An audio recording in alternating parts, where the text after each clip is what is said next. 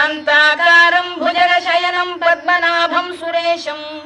विश्वाधारं गगनसदृशं मेघवर्णं शुभांगं लक्ष्मीकान्तं कमलनयनं योगिधृध्यानगम्यं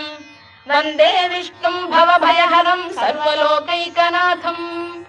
मेघश्यामं पीतकौशेयवासं श्रीवत्साङ्कं कौस्तुभोद्भासिताङ्गं पुण्योपेतं पुण्डरीकायताक्षं विष्णुं वन्दे सर्वलोकैकनाथम् नमः समस्तभूतानामादिभूताय भूभृते अनेकरूपरूपाय विष्णवे प्रभविष्णवे सशङ्खचक्रं सकिरीटकुण्डलं सपीतवस्त्रं सरसीरुहेक्षणं सहारवक्षस्थलशोभिकौस्तुभं नमामि विष्णुं शिरसा चतुर्भुजम्